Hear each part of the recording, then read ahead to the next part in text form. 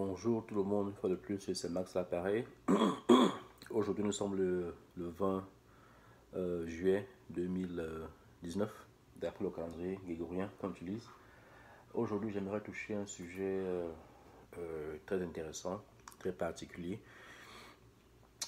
C'est vrai que j'ai eu à parler de plusieurs sujets depuis que j'ai commencé à enseigner. Je parle beaucoup plus de, la fin des temps et comment est-ce qu'on a changé nos vies. Et, euh, et c'est pour préparer justement à la venue de Christ. Je parle aussi des, des prophéties de Daniel, justement, qui annoncent les quatre royaumes qui devaient diriger le monde après Israël, jusqu'à ce que Jésus revienne.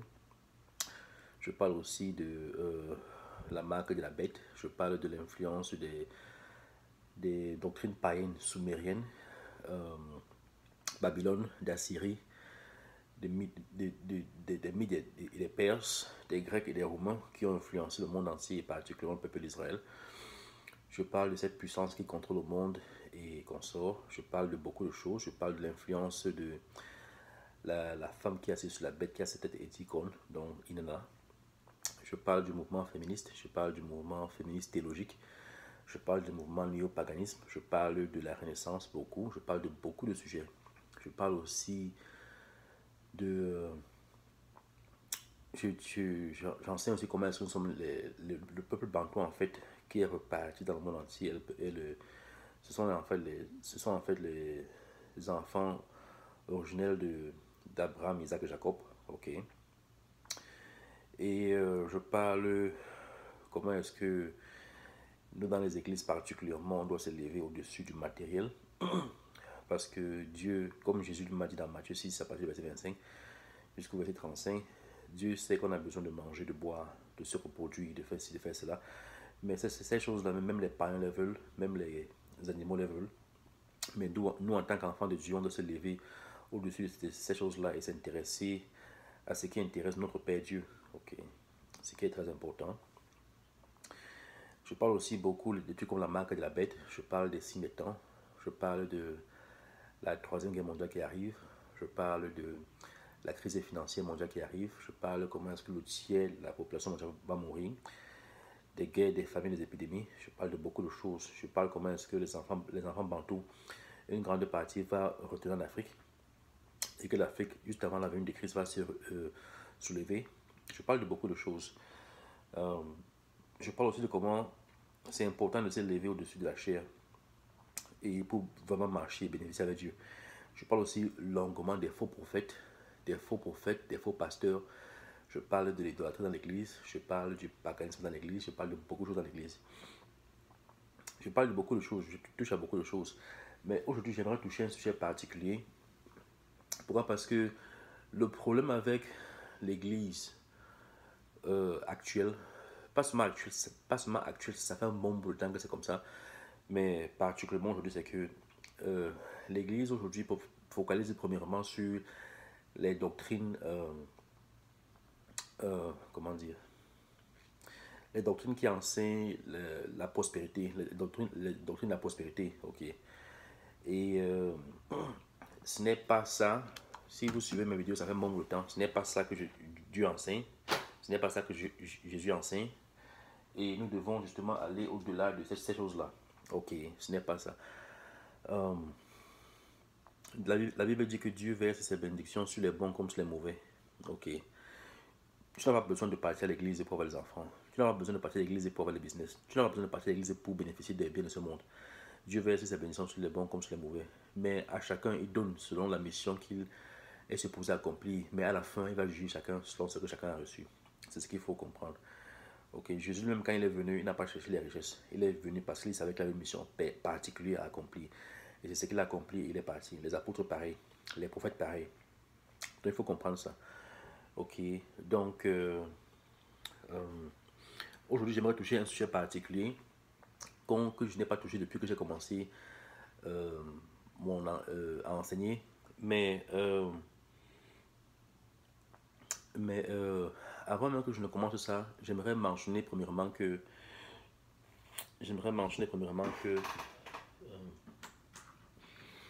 avant même que je ne commence ça, j'aimerais mentionner premièrement que la parole de Dieu est vraie. Elle est vraie. Malheureusement, les églises aujourd'hui ont rendu la parole de Dieu comme des fables ou alors des recettes magiques. Le genre, tu veux la femme, tu veux l'enfant, tu veux le bien de ce monde. Tout ce que tu as fait, c'est prendre le pain, le vin. Tout ce que tu as fait, c'est payer ta dîme. Tout ce que tu as fait, c'est payer une offrande à Dieu. Et quand tu payes l'offrande à Dieu, là, tu auras un résultat. On a réduit Dieu à un gros magicien, ou à un gros sorcier, à qui on vient, on donne des sacrifices, on donne du pain, du vin, des chèvres, des brebis. Et quand on a fait ça, c'est bon, Dieu va nous bénir. Alors que ce n'est pas ça que Dieu demande à l'homme, premièrement. Pas du tout. Malheureusement, c'est comme ça qu'on a réduit Dieu dans nos églises. Ce qui fait que les histoires dans la Bible sont comme des fables. C'est pas vraiment vrai. On ne ressort pas la réalité de ces choses-là. On ne ressort pas l'aspect historique de ces choses-là. On ne ressort pas l'aspect prophétique. Déjà, même que l'aspect historique, on ne ressort pas certainement. Pourquoi? Parce que les gens, comme je dis, eux, c'est beaucoup plus la doctrine de la prospérité. Ok, et la Bible, on l'utilise premièrement comme un livre magique. Ou alors un livre de potions qui a plein de formules, que quand tu appliques ces formules-là, tu as des résultats. Et les résultats, premièrement, que les gens recherchent, c'est les résultats de la prospérité. Dans le contexte historique, d'abord, c'est pas vraiment un aspect qu'on touche. On touche même ça presque jamais. Le contexte prophétique, alors ça, on n'en touche même pas. Aujourd'hui, ce que les églises nouvelles appellent prophètes, ce sont des diseurs de bonne aventure. Les prophètes d'aujourd'hui vont te dire que demain tu auras la femme, demain tu auras le mari, demain tu auras les enfants, demain tu auras la voiture, le business, et c'est là. Voilà les prophéties qu'eux donnent. Les vraies prophéties que Dieu a données à ses enfants, euh, aux gens comme les Ézéchiel, les Esaïe, les Jérémie, les Habakkuk, les Ezra, les Néhémie. Tous ces gars-là, même les apôtres, les vraies prophéties que Dieu a données à ces apôtres-là, à ces servants-là, ces prophètes-là. Aucune de ces prophéties-là, ces soi-disant pasteurs et prophètes-là ne peuvent expliquer. Mais tout ce qu'eux peuvent expliquer comme prophétie, c'est la femme, les enfants, les biens de ce monde, les accouchements. Voilà ce qu'eux peuvent expliquer comme prophétie. Donc, ce qui fait qu'on ne peut pas compter sur eux, sur les vraies prophéties qui sont vraiment importantes à Dieu. On ne peut pas compter sur eux. Donc, le contexte historique est non existant dans leurs églises. Le contexte prophétique, franchement, c'est de la foutaise. Ok, parce que tu ne comptes pas sur eux pour t'éclairer sur les prophéties bibliques. Ne compte pas sur eux. Et bien quand ils essaient même de t'éclairer dessus, ils ne font que répéter ce que les gens ont eu à dire, qui n'ont pas de sens. Le contexte alors spirituel, là-bas, alors c'est grave. C'est grave, là-bas, alors c'est grave. Parce que le contexte spirituel, la spiritualité aujourd'hui, c'est la quête. C'est la quête en fait de quoi? C'est la quête du bien-être. C'est la quête du bien-être, c'est la quête de la prospérité. Parce que la plupart des gens aujourd'hui, quand ils vont à l'église, c'est pourquoi? C'est parce qu'ils ont des problèmes. Comme j'ai dit dans mes vidéos, la plupart des gens, quand ils vont à l'église, ils prient pour quoi? Ils prient pour manger, pour boire, pour les enfants, pour la santé, pour ceci, pour cela. C'est tout ce qu'ils prient. Rarement tu vas voir quelqu'un qui prie au-delà de ça, qui va demander à Dieu que Dieu donne-moi l'intelligence. Aide-moi à comprendre ta parole. Aide-moi à voir comment tu peux utiliser mes membres pour proclamer ta parole, pour enseigner. La plupart de nous, la plupart des gens vont à l'église. Ils s'asseyent pendant 1, 2, 3 heures. Ils sortent, ils rentrent chez eux. Ils font ça chaque dimanche. Ou alors une fois le mois. Ou alors presque pas. Ou alors ils vont seulement à Noël, Nouvel An. Ok, mais ils ne prennent pas la peine d'entrer en profondeur dans la parole et comprendre les signes des temps et voir comment est-ce qu'ils peuvent non seulement changer leur vie, mais aussi aider les autres autour d'eux à changer leur vie. Donc, c'est toujours.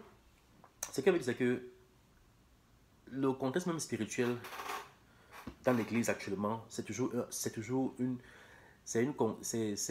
un contexte individuel parce que rares sont les gens qui enseignent la parole. Et quand je dis qui enseignent, je ne parle pas des prophètes, je ne parle pas des pasteurs, je parle des gens normaux qui vont à l'église. Ils s'asseyent. Tout ce qu'ils font, c'est consommer. Et ils ne donnent pas leurs membres comme instrument que Dieu peut utiliser pour accomplir sa mission sur terre. Non. Tout ce qu'ils viennent chercher à l'église, c'est des paroles, des belles paroles, du réconfort pour les encourager dans leur quête de la sensualité. Et rien vraiment de concret. Et c'est pour ça que les églises ne comprennent absolument rien et les gens ne comprennent absolument rien.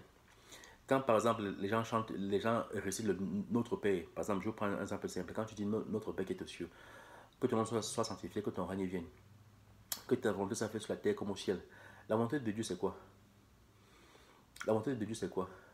Après, ils disent donne-nous aujourd'hui notre pain de ce jour. Pour eux, quand ils disent donne-nous notre pain de ce jour, eux, ils ne voient que les biens de ce monde, la femme, les enfants, la nourriture, la boisson, l'argent. C'est tout. Ils ne voient pas la parole, ils ne voient pas la sagesse, ils ne voient pas l'Esprit Saint qui va les aider à accomplir ce pourquoi Dieu les a envoyés sur cette terre. Ils ne voient pas ça. Vous voyez? Donc, c'est autant de choses qui montrent qu'en fait, nous sommes. Le contexte religieux dans l'église aujourd'hui, c'est purement et simplement égoïste. Ok, centré sur nous-mêmes. Donc, c'est ça. Donc, c'est vraiment pas bien. L'état de l'église actuellement n'est vraiment pas bien. Faut m'excuser, j'ai un peu la toux et le rhume. J'ai un peu l'angine. Mais ça va. Donc, ce qui fait qu'aujourd'hui, j'aimerais toucher à un sujet beaucoup plus particulier. J'aimerais, bon, avant même d'introduire le nouveau sujet, j'ai parlé de ces choses-là. Pourquoi? Parce que l'aspect historique, l'aspect prophétique, l'aspect spirituel. Pourquoi? Parce que la Bible, c'est ça. La Bible, c'est la réalité. Ce n'est pas un truc, ce ne sont pas des fables. Ce sont des trucs qui ont existé. Ce sont des trucs qui nous enseignent le passé. Ce sont des trucs aussi, c'est un livre qui nous ouvre les yeux sur le passé. Et c'est vraiment détaillé. Et je pense que si vous suivez mes vidéos, ça fait un bon de temps. Vous allez voir comment est-ce que je ressors justement cet aspect historique-là, qui est très profond et très puissant. Non seulement ça aussi, c'est aussi un livre qui nous parle du futur. Rares sont les livres qui parlent du futur dans ce monde. Il n'y a aucun livre dans ce monde qui parle du futur comme la Bible. Il y a plein de livres qui essaient de prédire le futur, c'est vrai, mais rares sont ceux. Il n'y a même presque pas qui est aussi explicite que la Bible. La Bible est vraiment très poignante et très précise dans ses prophéties. Bien que les prophéties bibliques ne sont pas toujours évidentes à expliquer, ce qui est vrai, mais elle est très précise pour ceux à qui Dieu a ouvert les yeux. Non seulement, donc, je dis ça pourquoi? Parce que quand tu reconnais l'aspect historique, l'aspect prophétique et l'aspect spirituel de la Bible, elle devient beaucoup plus réelle pour toi. Donc, ce qui fait que ta relation avec Dieu va au-delà de la chair, ça va au-delà du matériel. Bien que tu as besoin de ces choses-là pour vivre, c'est vrai, mais ça va au-delà de la chair, ça va au-delà du matériel et ça devient réel.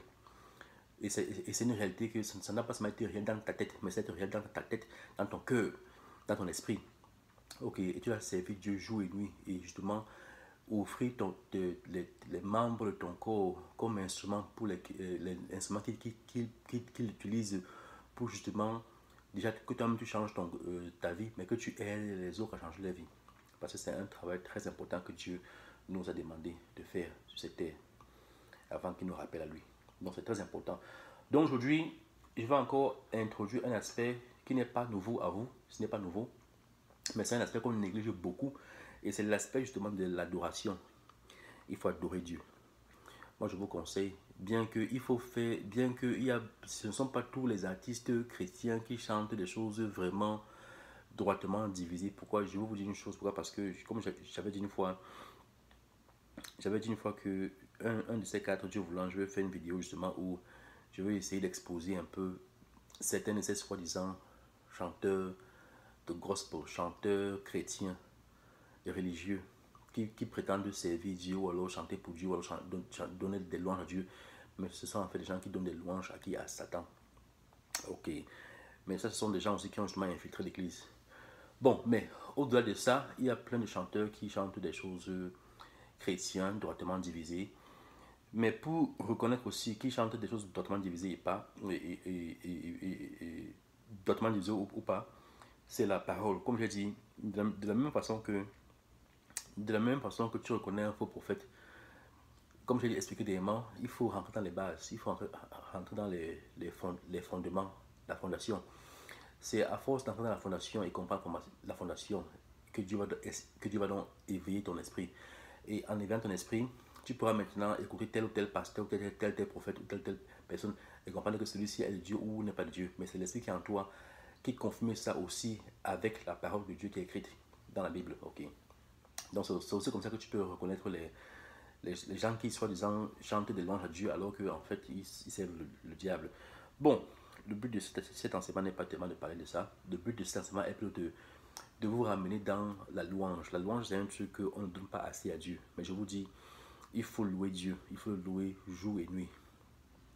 De même que vous passez le temps dans la parole de Dieu, je vous encourage à le faire chaque jour. Mais je vous encourage aussi à le louer. Et une très bonne façon, et une façon simple de le louer, c'est dans la musique. Si vous avez des musiques religieuses que vous aimez, il faut les écouter. Et en les écoutant, il faut louer, il faut chanter. Ok, il faut chanter, il faut louer Dieu, faut donner grâce, il faut donner gloire à Dieu. Il faut donner gloire à Dieu. Dieu a dit que, la Bible dit que Dieu a créé le monde en 7 jours. Et Dieu a créé le monde en 6 jours. Et le 7e jour, il s'est reposé. Ok, et parce qu'il s'est reposé, c'est justement pour ça que nous, les enfants d'Israël, nous devons nous reposer le jour du sabbat, donc le samedi.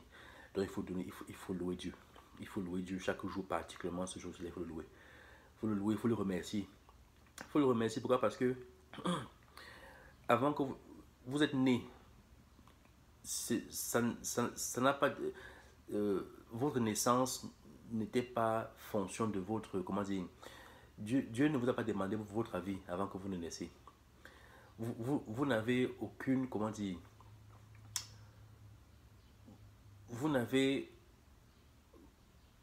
on n'a pas demandé, Dieu n'a pas demandé votre avis si vous devez être créé, ou alors si vous devez être naître, ou alors si vous, Dieu n'a pas demandé votre avis pour vous créer, ou alors pour que vous soyez enfanté. Il n'a pas demandé votre avis dans quelle famille il devait vous mettre, dans quelle famille, dans quelle race, dans quel peuple. Il n'a pas demandé votre avis. Il n'a pas demandé votre avis, le sexe que vous devez avoir. Il n'a pas demandé votre avis sur beaucoup de choses, sur le niveau d'intelligence, le niveau de connaissance, le niveau spirituel. Il n'a pas demandé votre avis. Il vous a créé, il vous a créé. Il vous a donné la vie. Il vous garde en vie. Il vous garde en santé. Il vous aide. Non seulement vous, mais il garde en santé les membres de votre famille, vos entourages. C'est vrai qu'il y a des gens qui meurent, c'est vrai, mais il vous garde en santé. Pour vous qui m'écoutez.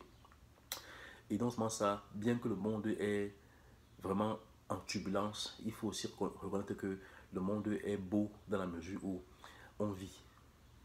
Non seulement on vit, les hommes vivent, les animaux vivent, les plantes vivent. Il y a l'air, on respire l'air. La nature est belle, malgré que l'homme est têtu et tout ce qu'il fait, c'est détruire la nature. Mais sinon, si vous vous éloignez un peu des villes, vous allez voir que la nature est beaucoup plus reposante. Elle est reposante, elle est douce. Les oiseaux chantent, les animaux vivent dans leur état naturel. Et quand vous allez même en campagne, ou alors vous vous éloignez même de la ville, vous êtes beaucoup plus en paix. Nous, par exemple, moi, par exemple, quand je rentre au Cameroun, je suis en paix. Quand je rentre au Cameroun, mon esprit se calme. Mais quand je suis dans ces pays de blancs, quand je suis ici aux États-Unis, c'est vrai, on fait un peu d'argent, mais il y a trop de stress. Il y a trop de stress. Alors qu'au Cameroun, c'est beaucoup plus paisible, malgré la souffrance. Donc, je veux que vous... Mon enseignement aujourd'hui, c'est beaucoup plus dans la louange. Apprécier les choses qui parfois semblent insignifiantes.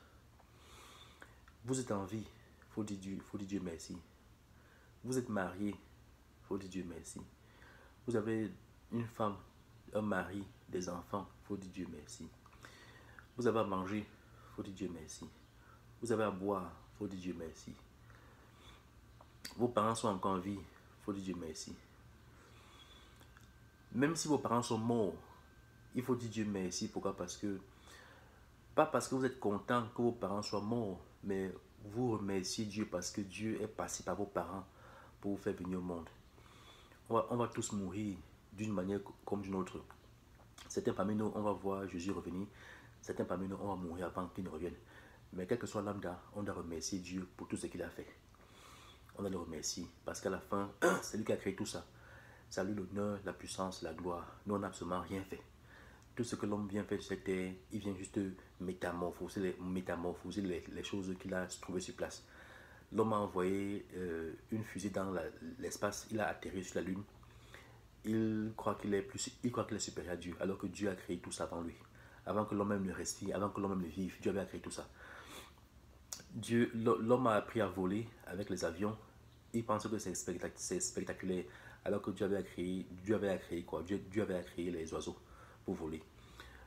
L'homme a créé les sous-marins, il pense que c'est spectaculaire, alors que Dieu avait créé les dauphins, les poissons qui vont à des profondeurs extraordinaires. Dieu avait créé tout ça. Il n'y a rien que l'homme crée qui surprend Dieu. Dieu avait créé tout ça. Et malgré la connaissance de l'homme, l'homme meurt toujours. Si l'homme était tellement intelligent et tellement fort, il devait arrêter de mourir. Pourquoi on continue de mourir? On devait arrêter de mourir. On devait éliminer toutes les maladies. Pourquoi on continue d'être malade? On devrait. Si l'homme était tellement fort, l'homme devait être en mesure. La Bible dit que Dieu a créé l'homme avec la poussière de la terre. Et quand il a formé l'homme avec la poussière de la terre, il a soufflé dans l'homme le souffle de vie. Ok, et l'homme est venu en vie. Ok, quand l'homme meurt même, quand l'homme meurt, on le met dans quand l'homme meurt, son souffle de vie part, on le met dans la terre. Ok, son corps se décompose, il ne reste que les os. Donc son corps redevient poussière. Son corps redevient poussière. Et le souffle de vie est parti.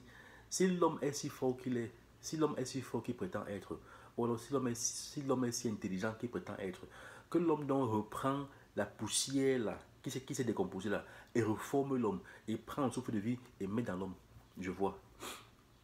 Jusqu'à présent, ils n'ont pas pu faire ça. Quand ils essayent de fabriquer l'homme, qu'est-ce qu'ils font? Ils font des robots en fer. Et ils essaient de mettre des matières qui ressemblent pas à la peau de l'homme. C'est tout. L'homme n'arrive même pas à créer la simple fourmi. La simple fourmi, l'homme ne peut pas créer la fourmi. Donc, ce que je veux dire, c'est que l'homme doit être humble. Je sais que beaucoup parmi vous, vous êtes ingénieur, vous êtes architecte, vous êtes businessman, vous êtes docteur, vous êtes archéologue, mais il faut être humble dans la vie. On ne connaît absolument rien et on ne connaît rien. Le peu qu'on connaît, c'est par la grâce de Dieu. Et on ne doit pas prendre ça et mettre ça au-dessus de Dieu. Ça, c'est de l'idolâtrie. Ok, ça c'est de 1. De 2, non seulement qu'il faut remercier Dieu pour toutes les choses qu'il a mises sur la terre, qui sont belles, malgré que malgré que l'homme et les forces du mal veulent corrompre ça, mais ce que Dieu a créé est bon. Donc il faut le remercier pour tout ce qu'il a fait pour nous sur la terre. Mais il faut maintenant encore aller au-delà de ça. Il faut maintenant le remercier parce que Dieu veut qu'on le loue en vérité et en esprit. Il faut maintenant le remercier pour des choses extraordinaires qu'il a fait pour nous, particulièrement les enfants de Dieu, particulièrement les enfants d'Israël. Ok, déjà un pour nous, enfants d'Israël, il a traité il a établi une alliance avec nos pères depuis longtemps dans le désert. Ok, et c'est la raison pour laquelle nous sommes dans la situation dans laquelle nous sommes aujourd'hui. Ok, c'est vrai qu'il y a eu des moments pénibles, des moments extrêmement difficiles, mais il y a aussi eu des joies. Il y avait sa grâce comme il a promis à Abraham, Isaac et Jacob.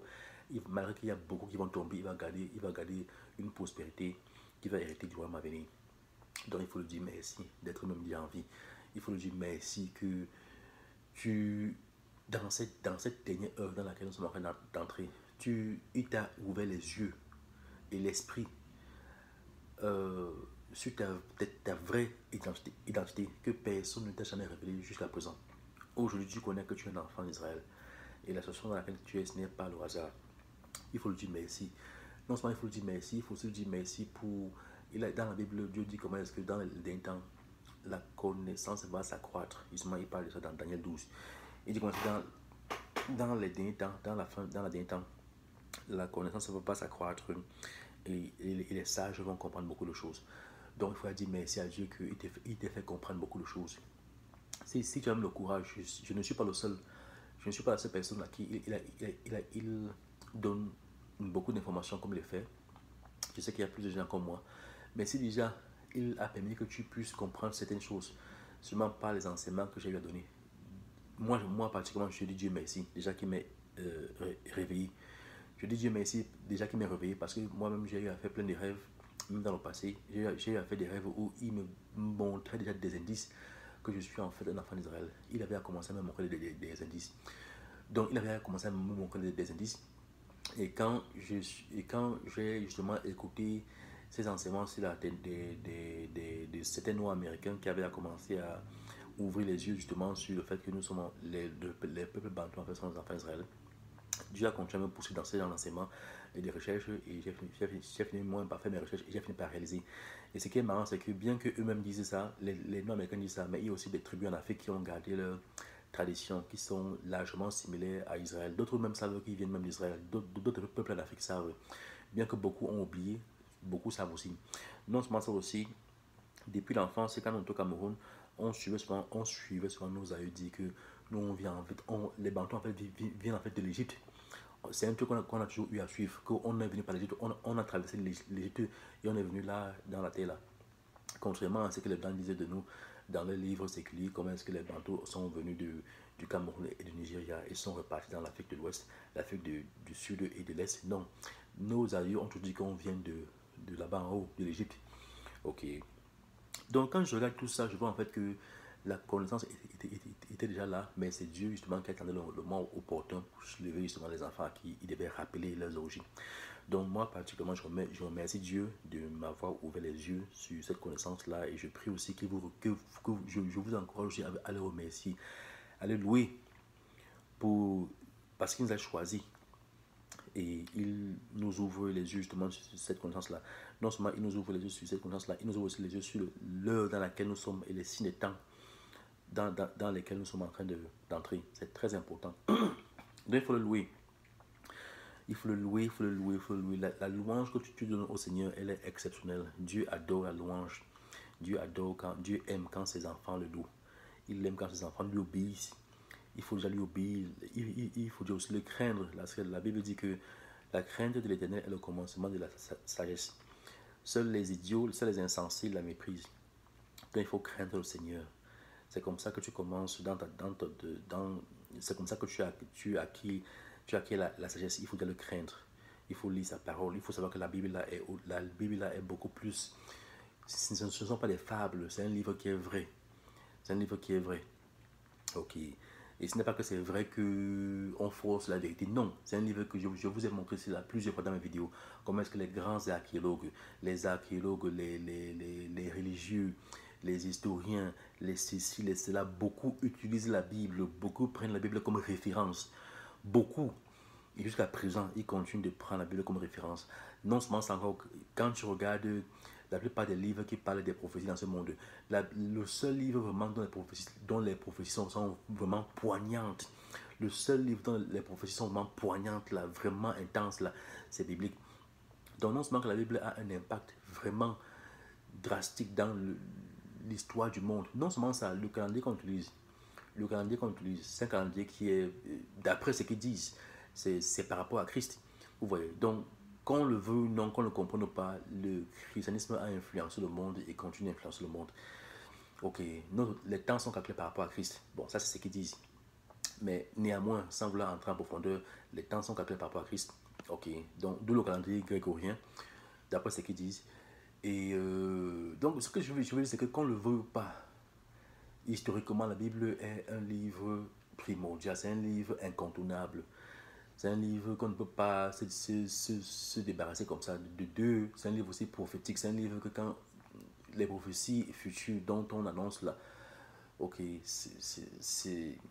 ça vraiment des prophéties poignantes, vraiment intéressantes, vraiment intenses, si on peut dire comme ça.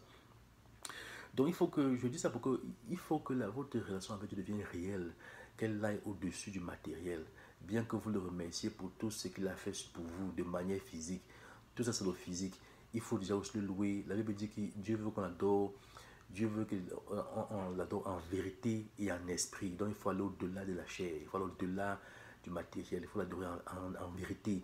Et la vérité de Dieu, Dieu ne focalise pas premièrement dans les choses du monde. Oui, il a créé le ciel, la terre et la vie et beaucoup de choses, oui, c'est vrai. Et il faut le louer pour ça, c'est vrai absolument. Mais comme là tu demandes aux enfants d'Israël, il veut que vous le connaissiez beaucoup plus plus en profondeur et que vous ne vous attardez pas sur les biens matériaux.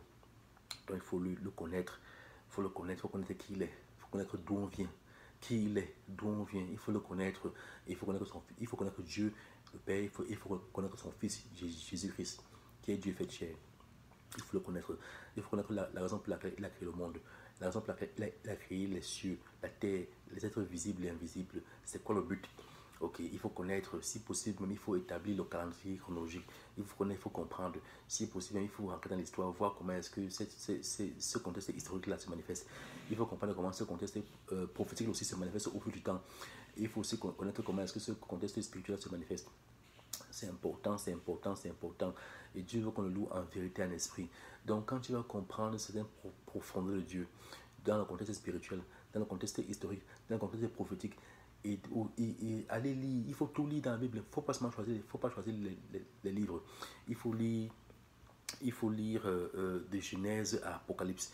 Il faut lire au fur et à mesure. Il faut lire, il faut lire, il faut lire. Il faut lire. Même les psaumes, là. Les psaumes, c'est un très bon livre. Chaque psaume, là, c'est une prière. Mais non seulement c'est une prière, mais c'est aussi une histoire. C'est un contexte historique, prophétique et spirituel. Il faut lire, il faut comprendre, il faut lire, il faut comprendre. Il faut le faire absolument. Et ce qui fait que quand tu comprends la Bible dans ce sens, dans ce contexte historique, prophétique et spirituel là, quand tu le comprends en profondeur, qu'est-ce qui se passe? Ce qui se passe, c'est que quand tu veux maintenant le louer dans les louanges, dans la prière, dans ce silence-là, tu as une connaissance beaucoup plus approfondie de sa personne. Tu ne peux pas avoir une connaissance totale, c'est impossible, mais tu as une connaissance beaucoup plus approfondie. Plus tu connais sa parole, ok. Donc c'est important. Donc ici là, sans tirer de long en large, je veux lire le livre de Daniel, mais je veux juste lire un chapitre aujourd'hui. Je veux juste lire un chapitre, et c'est le chapitre 3 de Daniel. Je veux lire le chapitre 3 de Daniel, mais je veux lire ça dans une... ça c'est la Bible de Jérusalem. Ok. Et je prends ça particulièrement aujourd'hui. Pourquoi? Parce que si vous avez déjà eu à suivre l'histoire justement des trois compagnons de Daniel que le roi Nebuchadnezzar a jeté dans la fournaise parce qu'ils ont refusé d'adorer la statue d'or que Nebuchadnezzar a eu à établir, et comment est-ce que Dieu a délivré ces trois amis d'Israël, comment on appelle, de Daniel. Il faut comprendre que la période de Daniel, c'est quand les enfants d'Israël se retrouvent à Babylone comme esclaves. Ok. Donc il faut comprendre ça. Donc je lis Daniel 3, c'est un très bon chapitre. Dans certaines Bibles, vous allez voir que le chapitre 3 de Daniel n'a pas la prière, parce que quand les trois compagnons de Daniel se sont retrouvés dans la fournaise, ils ne sont pas morts. Le Seigneur a envoyé son ange et il les a délivrés. Vous voyez. Mais au-delà de la délivrance, il y a des Bibles justement qui disent comment est-ce que dans la fournaise là, les trois amis de Daniel étaient en train de prier, ils étaient en train de louer. Ils étaient en train de prier, ils étaient en train de louer. Donc ça, c'est une partie que certaines Bibles ont eu à enlever. Et je pense même qu'on appelle ça aussi la prière d'Azaria. Parce que Azaria, c'est justement un des trois. Azaria, c'est un des trois compagnons de Daniel qui était dans la fournaise. Il y avait trois dans la fournaise. L'un s'appelait Azaria. Et Azaria et les trois ont prié et loué. Ok. Et donc, si vous allez en ligne, si vous partez en ligne et vous tapez, quand j'ai en ligne sur Google, vous tapez la prière d'Azaria. Ça va vous donner justement cette prière-là. Donc, c'est une prière qu'il y avait dans le livre de Daniel 3 là, mais que les Bibles aujourd'hui ont enlevé. Ok, ils ont enlevé. Donc, de la même façon qu'ils ont enlevé beaucoup de livres dans la Bible, c'est aussi comme ça qu'ils ont enlevé cette partie-là. Mais cette partie-là était inclue. Dans certaines Bibles même catholiques, je pense même que dans certaines Bibles catholiques, ils ont encore la prière d'Azaria inclus dans, c'est inclus dans Daniel 3 là. Donc je veux qu'on lise ça. Pourquoi? Parce que nous vivons dans une période extraordinaire. Nous vivons vraiment la fin du temps. Pour ceux qui ont les yeux pour voir, nous sommes à l'aube de la dernière heure avant que Christ n'arrive. Nous sommes à l'aube de la Troisième Guerre mondiale. Nous sommes à l'aube de la crise financière la plus catastrophique qu'on n'ait jamais vue. Nous sommes à l'aube du plus grand génocide.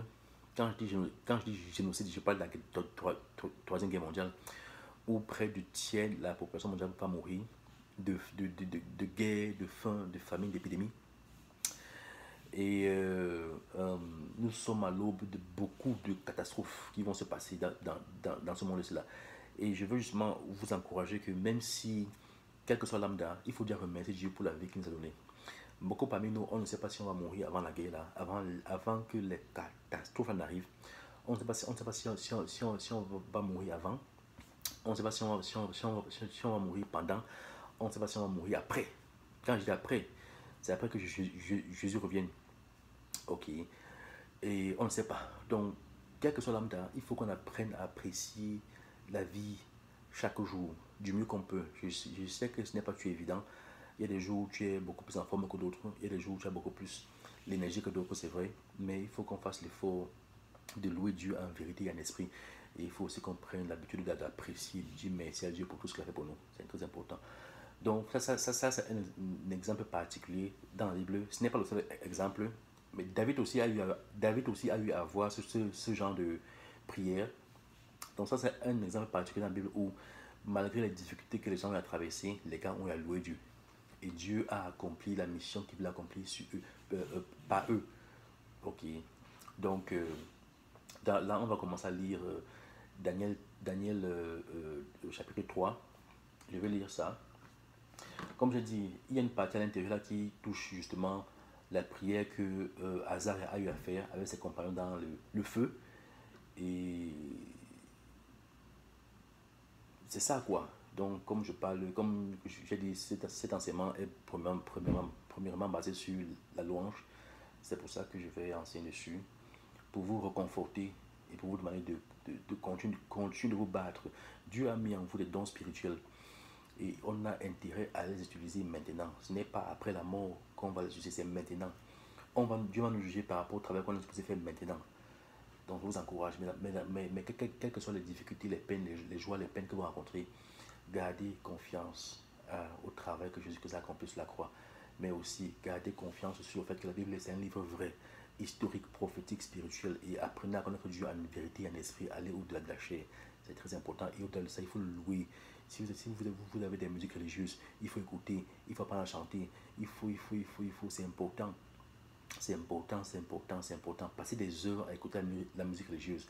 Allez louer. Et comme je te dis encore, plus vous connaissez la parole, plus vous allez encore apprécier mieux certaines musiques religieuses. Parce que la signification est beaucoup plus profonde. C'est important. Bon, là, je vais commencer à lire. Ça, c'est Daniel 3. Ça, c'est le livre de la Bible de Jérusalem. Ok. Là, je vais lire ça sur mon ordinateur. Parce que la Bible que j'ai écrite là, la Bible que j'ai écrite là, que j'ai là, la Bible ici n'a pas, la Bible ici n'a pas de, ça Daniel 3, mais ce n'a pas la partie justement qu'elle a priée là. Mais ça c'est la Bible de Jérusalem que j'ai téléchargée en ligne, et ça c'est cette prière là. Bon, commençons à lire. Quand on va arriver au niveau de la prière, je vais vous faire signe. Commençons à lire. Daniel 3, ok. Le roi Nabucodonosor, bon, c'est vrai que leur façon d'écrire ça en français, c'est un peu bizarre. Eux disent Nabucodonosor. C'est compliqué, hein? Moi, je veux dire Nebuchadnezzar. Nebuchadnezzar, c'est en anglais, mais pour moi, c'est plus facile à dire Nebuchadnezzar. Donc, je veux dire Nebuchadnezzar, mais c'est en anglais, mais pour moi, c'est plus facile parce que Nebuchadnezzar est plus facile de prononcer que de dire Nabucodonosor. C'est vraiment. Bon, le roi Nebuchadnezzar fit une statue d'or haute de 60 coudées et large de 6 qu'il dressa dans la plaine de Dura, dans la province de Babylone. Et voilà ce qui est intéressant. Verset 1 là, le roi Nebuchadnezzar fit une statue haute, une statue d'or haute de 60 coudées et large de 6 qu'il dressa dans la plaine du Dura, dans la province de Babylone. Entre parenthèses, la statue, l'obélix, le monument de Washington, le Washington Monument, la statue, quand on dit que le roi Nebuchadnezzar le roi Nebuchadnezzar fit une statue d'or haute de 60 coudées et large de 6. Il faut comprendre que on dit là qu'elle est haute, la statue qu'il a placée est haute de 60 coudées et elle est large de 6. Il faut comprendre que si vous regardez les dimensions de cette statue-ci là, si vous regardez les dimensions de la statue de Babylone là, à l'époque du roi de Nebuchadnezzar là, elle est 6 fois 6 fois 6 la statue du Washington Monument. Ça veut dire quoi? Le Washington Monument, la hauteur est 6 fois celle-ci là. Les deux largeurs sont 6 fois 6 fois 6 fois ça. Vous voyez. Donc le Washington Monument là, il est 6 fois 6 fois 6. Écoutez-moi très bien. Il est 6 fois 6 fois 6 fois la statue que Nebuchadnezzar a fait à Babylone. Ah, c'est une parenthèse. Je vous ai déjà expliqué c'est quoi Babylone, mais je vous ai aussi expliqué que son siège actuel c'est où? C'est ici aux États-Unis. C'était juste une parenthèse. Continuons. Et justement, la, la, la statue de, comment dire, le Washington Monument là est supposé représenter quoi? L'obélix. Supposé représenter quoi? C'est un monument pour qui? Pour Tammuz. Ok. Et j'ai déjà expliqué la relation entre Tammuz et Ishtar. On a parlé de ça. Mais tous ces cultes-là sont liés. Et tous ces cultes-là viennent d'où? Ça vient de Babylone. Continuons. Donc, ça, ce n'est pas le but de cet enseignement. Continuons. Le roi Nebuchadnezzar fit une statue d'or haute de 60 coudées et large de 6 qu'il dressa dans la plaine de Dura, dans la province de Babylone. Ok, Daniel, bon, le roi Nebuchadnezzar manda aux satrapes, magistrats, gouverneurs, conseillers, trésoriers, juges et juristes et à toutes les autorités de la province de s'assembler et de rendre à la dédicace de la statue élevée par le roi Nebuchadnezzar. Lors, lors, euh, lors, semblable, lors, semblable, lors s'assemblèrent satrapes, magistrats, gouverneurs, conseillers, trésoriers, juges et juristes, et toutes les autorités de la province pour la dédicace de la statue qu'avait élevée le roi Nebuchadnezzar. Et ils se tinrent devant la statue qu'avait élevée le roi Nebuchadnezzar. Le héros proclama avec force: à vous, peuple, nation et langue, voici ce qui a été commandé. À l'instant où vous entendrez sonner trompe, pipeau, cathare, sambuc, satyrion, cornemuse et toute espèce de musique, vous vous prosternerez et ferez adoration vous prosternerez et ferez adoration à la statue d'or qu'a élevé le roi Nebuchadnezzar. Ok. Quant à celui qui ne se prosternera ni, quant à celui qui ne se prosternera ni ne fera adoration, il sera incontinent, jeté dans la fournaise de feu ardent. Sur quoi, dès que tous les peuples eurent entendu sonner trompe, pipeau, cathare, sambuc, satyrion, cornemuse et toute espèce de musique, se prosternèrent tous les peuples, nations et langues, faisaient adoration à la statue d'or qu'avait élevé le roi Nebuchadnezzar. Cependant, certains Chaldéens s'en vinrent dénoncer les Juifs. Ils dirent au roi Nebuchadnezzar: Ô roi, vis à jamais. Ô roi, tu as promulgué un décret prescrivant à tout homme qui entendrait sonner trompe, pipeau, cathare, sambuc, satyrion, cornemuse et toute espèce de musique de se prosterner et de faire adoration à la statue d'or. Et, arrêtant que ceux qui ne se prosterneraient ni ne feraient adoration seraient jetés dans la fournaise de feu ardent. Or, voici des Juifs que tu as assignés aux affaires de la province de Babylone: Shadrach, Meshach et Abednego. Ces gens n'ont pas tenu compte de tes ordres, ô roi. Ils se servent par ton Dieu. Oh, ils ne servent pas ton Dieu et ils n'ont pas fait adoration à la statue d'or que tu as élevée. Alors, frémissant de colère, Nebuchadnezzar manda Shadrach, Meshach et Abednego. Aussitôt, on amena ces gens devant le roi. Et Nebuchadnezzar leur dit: Est-il vrai, Shadrach, Meshach, Abednego, que vous ne servez point mes dieux et ne fassiez pas adoration à la statue d'or que j'ai élevée? Êtes-vous disposés quand vous entendrez sonner trompe, pipeau, cathare, sambuc, salterion, cornemuse et toute espèce de musique à vous prosterner et à faire adoration à la statue que j'ai faite? Si vous ne lui faites pas adoration, vous serez incontinent, jeté dans la fournaise de feu ardent. Et quel est le Dieu qui vous délivrera de ma main? Ça, c'est ce que Nebuchadnezzar le dit. Shadrach, Meshach et Abednego répondirent au roi Nebuchadnezzar: Point n'est besoin pour nous de te donner réponse à ce sujet. Si notre Dieu, celui que nous servons, est capable de nous délivrer de la fournaise de feu ardent et de ta main. Non, je répète là. Shadrach, Meshach et Abednego répondirent au roi Nebuchadnezzar: Point n'est besoin pour nous de te donner réponse à ce sujet.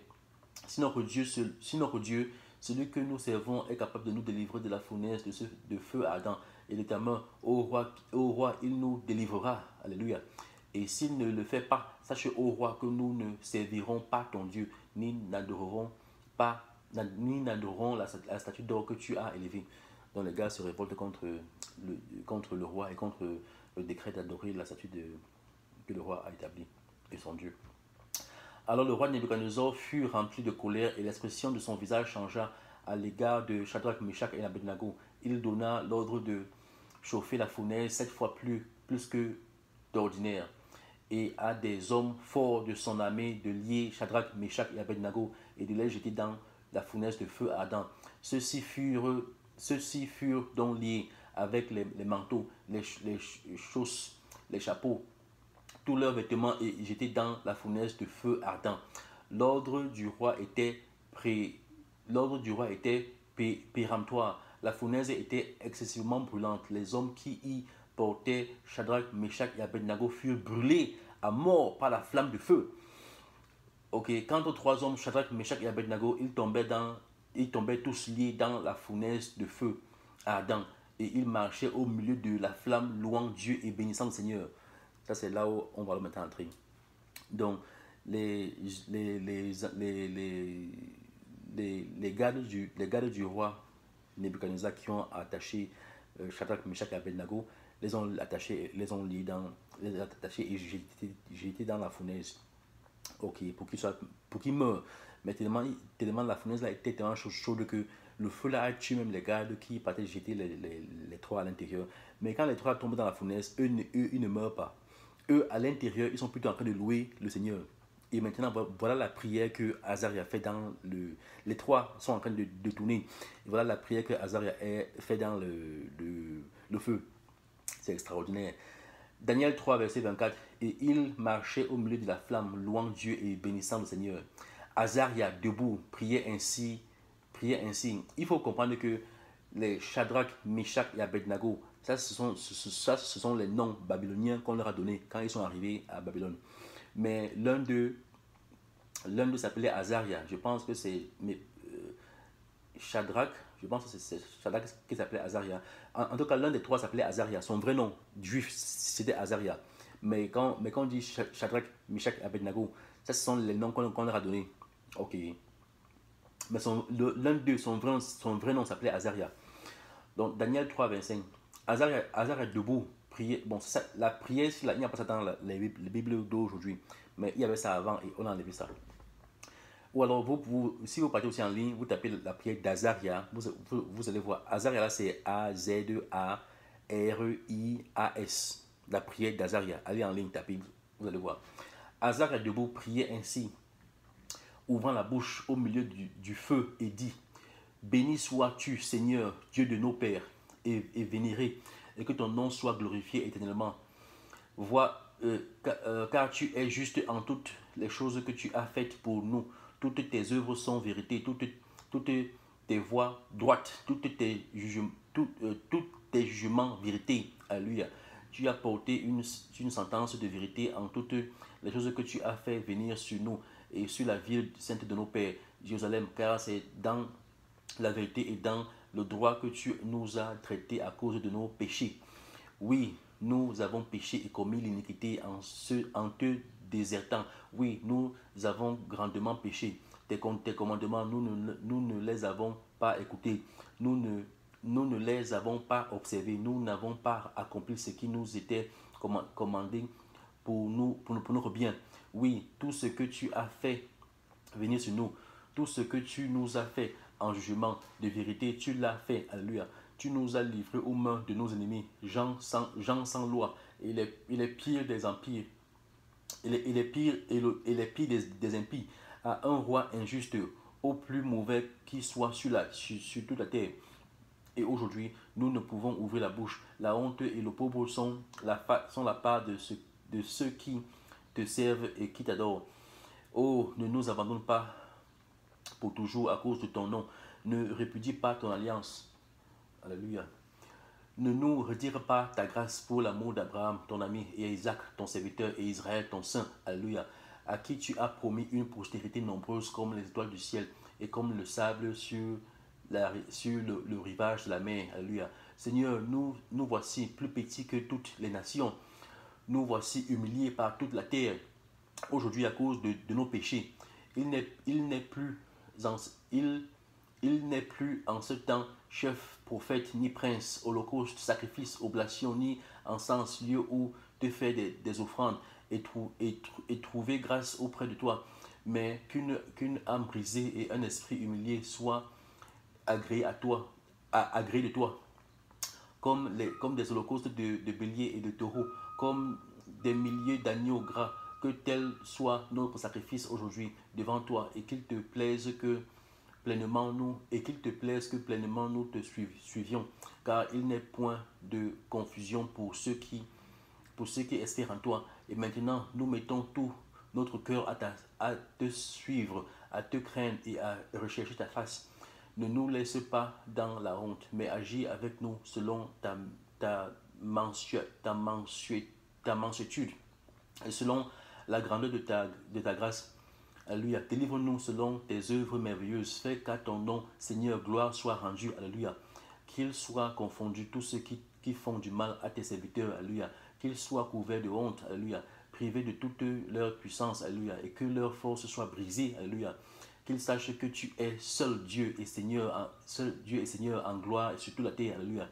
Les serviteurs du roi qui les avaient jetés dans la fournaise ne cessaient d'alimenter le feu de naphte, de poids, d'étoupe et de sarment, si bien que la flamme s'élevait de 49 coudées au-dessus de la fournaise. En s'étendant, elle brûla les Chaldéens qui se trouvaient autour de la fournaise.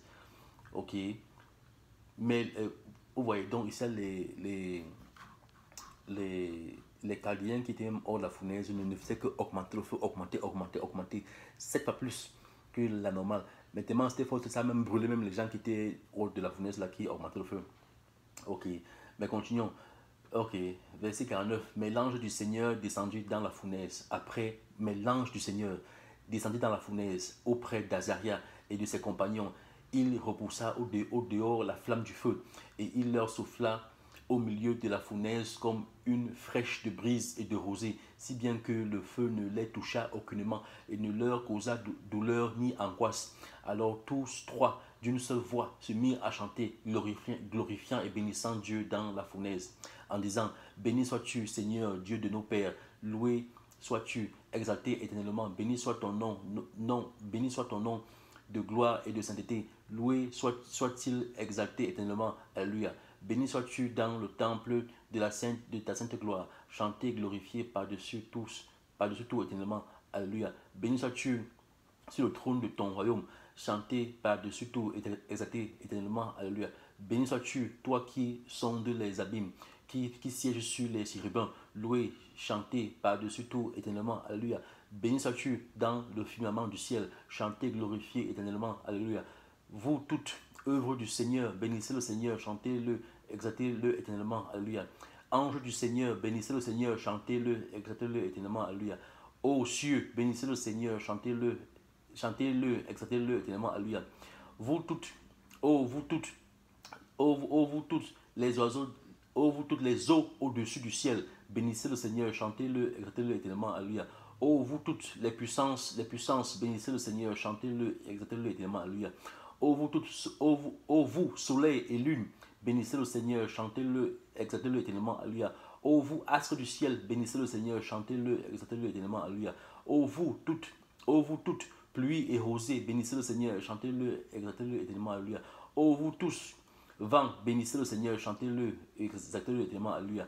Vous, feu ardent, bénissez le Seigneur, chantez-le, exaltez-le éternellement. Alléluia. Vous, froidure et ardeur, bénissez le Seigneur, chantez-le, exaltez-le éternellement. Alléluia. Vous, rosée et giboulée, bénissez le Seigneur, chantez-le, exaltez-le éternellement. Alléluia. Vous, gel et froidure, bénissez le Seigneur, chantez-le, exaltez-le éternellement. Alléluia. Vous, glace et neige, bénissez le Seigneur, chantez-le, exaltez-le éternellement. Alléluia. Vous, nuit et jour, bénissez le Seigneur, chantez-le, exaltez-le éternellement. Alléluia. Vous, attendez un peu. J'ai eu une distraction là. Ok. Ô vous, lumière et ténèbres. Ô vous, attendez. Ô vous, nuit et jour, bénissez le Seigneur, chantez-le, exaltez-le éternellement, alléluia. Ô vous, éclair et ô vous, lumière et ténèbres. Ô vous, lumière et ténèbres, bénissez le Seigneur, chantez-le, exaltez-le éternellement, alléluia. Ô vous, éclair et nuée, bénissez le Seigneur, chantez-le, exaltez-le éternellement, alléluia. Bénissez le Seigneur, ô vous, attendez. Ô vous, éclair et nuée, bénissez le Seigneur, chantez-le, exaltez-le éternellement, alléluia. Ô vous, éclair et nuée, bénissez le Seigneur, chantez-le, exaltez-le éternellement, alléluia. Que la terre bénisse le Seigneur, qu'elle le chante et l'exalte éternellement, alléluia. Ô vous, montagnes et collines, bénissez le Seigneur, chantez-le, exaltez-le éternellement, alléluia. Ô vous, toutes choses gémant sur la terre, bénissez le Seigneur, chantez-le, exaltez-le éternellement, alléluia. Ô vous, sources, bénissez le Seigneur, chantez-le, exaltez-le éternellement, alléluia. Ô vous, mers et rivières, bénissez le Seigneur, chantez-le, exaltez-le éternellement, alléluia. Ô vous, baleines et tout ce qui se meut dans les eaux, bénissez le Seigneur, chantez-le, exaltez-le éternellement, alléluia. Ô vous, tous oiseaux du ciel, bénissez le Seigneur, chantez-le, exaltez-le éternellement, alléluia. Ô vous, tous bêtes et bestiaux, bénissez le Seigneur, chantez-le, exaltez-le éternellement, alléluia. Ô vous, enfants des hommes, bénissez le Seigneur, chantez-le, exaltez-le éternellement, alléluia. Ô Israël, bénis le Seigneur, chantez-le, exaltez-le éternellement, alléluia. Ô vous, prêtres, bénissez le Seigneur, chantez-le, exaltez-le éternellement, alléluia. Ô vous, ses serviteurs, bénissez le Seigneur, chantez-le, exaltez-le éternellement, alléluia. Ô vous, esprit et âme des justes, bénissez le Seigneur, chantez-le, exaltez-le éternellement, alléluia. Ô vous, saints et humbles de cœur, bénissez le Seigneur, chantez-le, exaltez-le éternellement, alléluia. Ok, Ananias, voici maintenant les noms des trois. Ananias, Azaria, Michaël, bénissez le Seigneur, chantez-le, exaltez-le éternellement, alléluia. Car il nous a délivrés des enfers, il nous a sauvés de la main de la mort, il nous a arrachés à la fournaise de flammes ardentes, il nous a tirés du milieu de la flamme. Rendez grâce au Seigneur, car il est bon, car son amour est éternel. Vous tous qui le craignez, bénissez le Seigneur Dieu des dieux. Chantez-le, rendez-lui grâce, car son amour est éternel. Alléluia. Alors le roi, bon ça c'est la fin de la prière, c'est exceptionnel. Je vous encourage à chercher la prière en ligne. Alors le roi Nebuchadnezzar s'émut et se leva en toute hâte. Il interrogea ses intimes. N'avons-nous pas jeté ces trois hommes tous liés dans le feu? Ils répondirent, assurément, oui, assurément au roi. Il dit, mais je vois quatre hommes en liberté qui se promènent dans le feu, sans qu'il leur arrive de mal. Et le quatrième a l'aspect d'un fils de Dieu. Nebuchadnezzar s'approcha de l'ouverture de la fournaise de feu ardent et dit, Shadrach, Meshach et Abednego, serviteurs du Dieu très haut, sortez et venez ici. Alors du milieu du feu sortirent Shadrach, Meshach et Abednego. S'assemblèrent satrapes, magistrats, gouverneurs et intimes du roi pour voir ces hommes. Le feu n'avait pas eu de pouvoir sur leur corps. Alléluia. Les cheveux de leur tête n'avaient pas été consumés. Leurs manteaux n'avaient pas été altérés. Nulle odeur de feu ne s'attachait à eux. Alléluia. Donc c'est comme s'ils n'avaient jamais été dans le feu. Alléluia. Nebuchadnezzar dit, béni soit le Dieu de Shadrach, Meshach et Abednego, qui a envoyé son ange et délivré ses serviteurs, eux qui se confiant en lui ont obéi à l'ordre du roi et eux qui se confiant en lui ont désobéi, eux qui se confiant en lui, je répète, Nebuchadnezzar dit, béni soit le Dieu de Shadrach, Meshach et Abednego, qui a envoyé son ange et délivré ses serviteurs. Eux qui se confiant en lui, donc en leur Dieu, ont désobéi à l'ordre du roi. Ils ont désobéi à l'ordre du roi et ont livré leur corps plutôt que de servir ou d'adorer tout autre Dieu que leur Dieu. Alléluia. Voici le décret que je porte, peuple, nation et langue, que tous ceux d'entre vous qui parlaient légèrement du Dieu de Shadrach, Meshach et Abednego soient mis en pièces et que leur maison soit changée en bourbier, car il n'est pas d'autre Dieu qui puisse délivrer de la sorte. Alors le roi fit prospérer Shadrach, Meshach et Abednego dans la province de Babylone. Alléluia. Nebuchadnezzar, roi à tous les peuples, nations et langues qui habitent sur la terre, abonde de paix sur vous. Il m'a semblé bon de faire, connaître les signes et merveilles qu'a fait pour moi le Dieu très haut. Si grand, ces signes, si puissantes, ces merveilles. Son royaume est un royaume éternel, son empire de génération en génération. Alléluia. Moi, Nebuchadnezzar, je me tenais sans souci. Bon, ça c'est... Non, là j'ai fini le verset. J'ai fini le verset. J'ai fini chapitre 3. J'ai fini chapitre 3. J'ai fini chapitre 3. C'est ce que je voulais lire en fait. C'est ce que je voulais lire. Attendez un peu une seconde. Là maintenant je rentre. Ça c'est Daniel 3 dans ma Bible.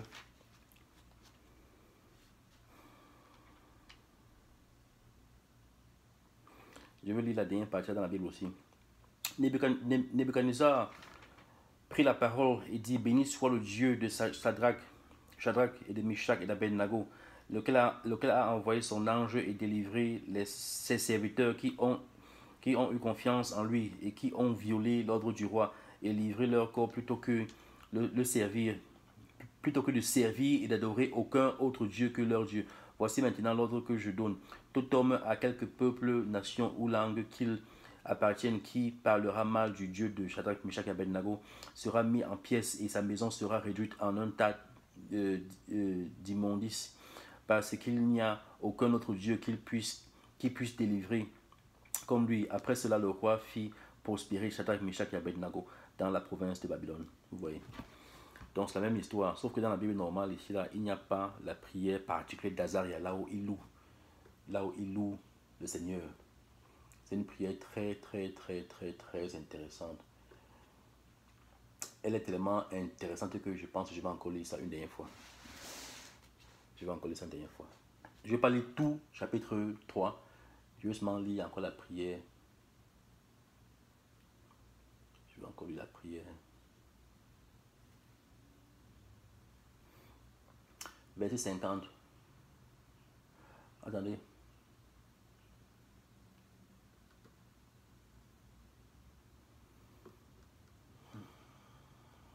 Je vais encore lire tout ça. Bon, verset 25 même. Verset 24. Et il marchait au milieu de la flamme, louant Dieu et bénissant le Seigneur. Azaria debout priait ainsi, ouvrant la bouche au milieu du feu. Il dit: béni sois-tu, Seigneur, Dieu de nos pères, et vénéré, et que ton nom soit glorifié éternellement. Car tu es juste et en toutes les choses que tu as faites pour nous. Toutes tes œuvres sont vérité, toutes tes voies droites, tous tes jugements vérité. Alléluia. Tu as porté une sentence de vérité en toutes les choses que tu as fait venir sur nous et sur la ville sainte de nos pères, Jérusalem, car c'est dans la vérité et dans le droit que tu nous as traités à cause de nos péchés. Oui, nous avons péché et commis l'iniquité en te désertant. Oui, nous avons grandement péché et tes commandements, nous ne les avons pas écoutés. Nous ne les avons pas observés. Nous n'avons pas accompli ce qui nous a été commandé pour notre bien. Oui, tout ce que tu as fait venir sur nous, tout ce que tu nous as fait en jugement de vérité, tu l'as fait. Tu nous as livrés aux mains de nos ennemis, gens sans loi et les pires des empires, les pires des impies, à un roi injuste, au plus mauvais qui soit sur toute la terre. Et aujourd'hui, nous ne pouvons ouvrir la bouche. La honte et le pauvre la honte et le pauvre sont la part de ceux qui te servent et qui t'adorent. Oh, ne nous abandonne pas pour toujours à cause de ton nom. Ne répudie pas ton alliance. Ne nous tire pas ta grâce pour l'amour d'Abraham, ton ami, et Isaac, ton serviteur, et Israël, ton saint. Alléluia. À qui tu as promis une postérité nombreuse comme les étoiles du ciel et comme le sable sur la terre et comme le sable sur le rivage de la mer. Seigneur, nous voici plus petits que toutes les nations. Nous voici humiliés par toute la terre. Aujourd'hui, à cause de nos péchés, il n'en est plus.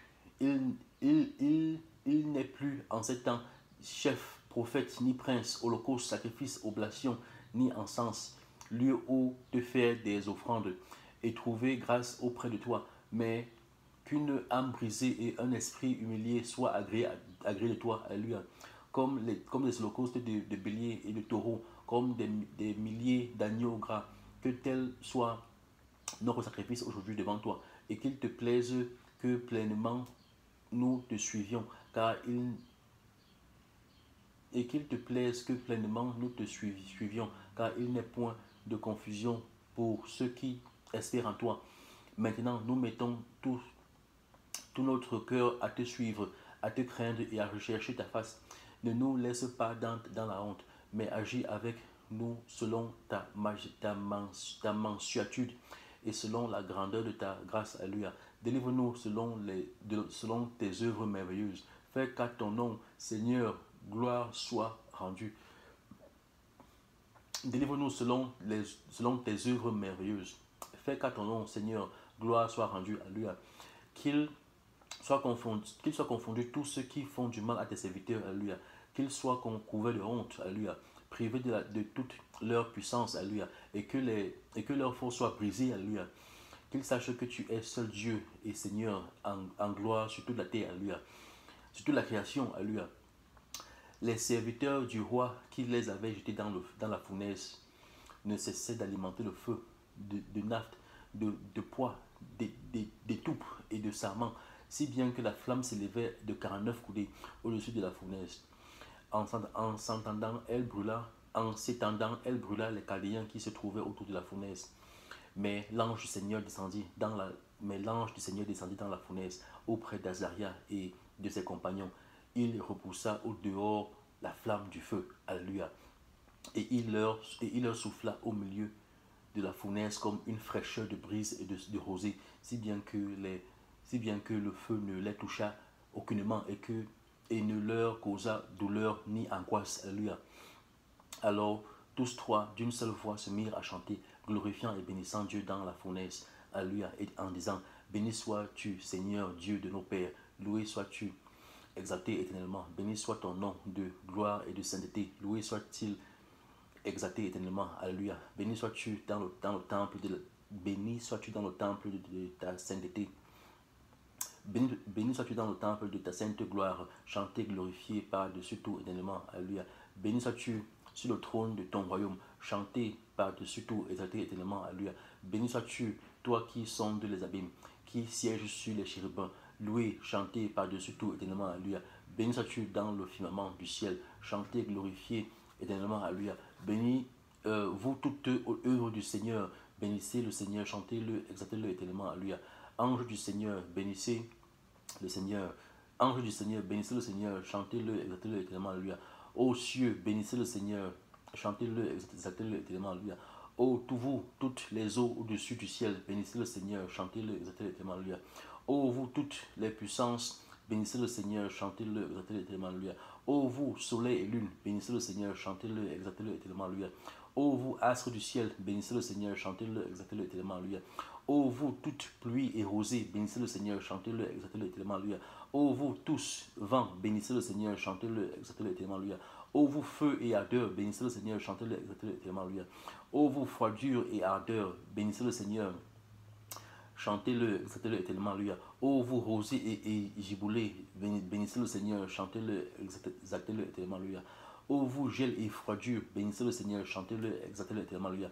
Ô vous, glace et neige, bénissez le Seigneur, chantez-le, exaltez-le éternellement. Alléluia. Ô vous, nuit et jour, bénissez le Seigneur, chantez-le, exaltez-le éternellement. Alléluia. Ô vous, lumière et ténèbres, bénissez le Seigneur, chantez-le, exaltez-le éternellement. Alléluia. Ô vous, éclairs et nuées, bénissez le Seigneur, chantez-le, exaltez-le éternellement. Alléluia. Que la terre bénisse le Seigneur, qu'elle le chante et l'exalte éternellement. Alléluia. Ô vous, montagnes et collines, bénissez le Seigneur, chantez-le, exaltez-le éternellement. Alléluia.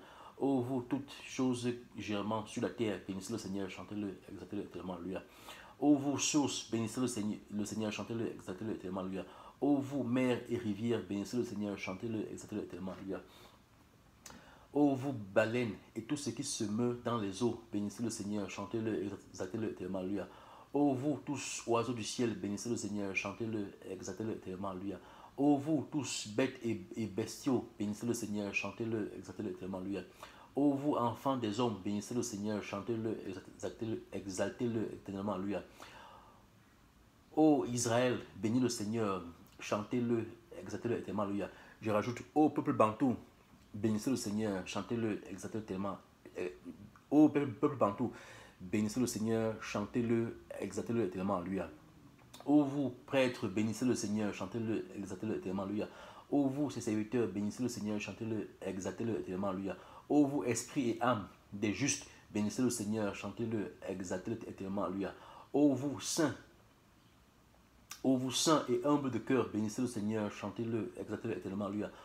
Ô Ananias, Azaria, Misaël, Max, et vous qui m'écoutez, bénissez le Seigneur, chantez-le, exaltez-le éternellement, Alléluia, car il nous a délivrés des enfers, il nous a sauvés de la main de la mort, il nous a arrachés à la fournaise de la flamme ardente, il nous a tirés du milieu de la flamme.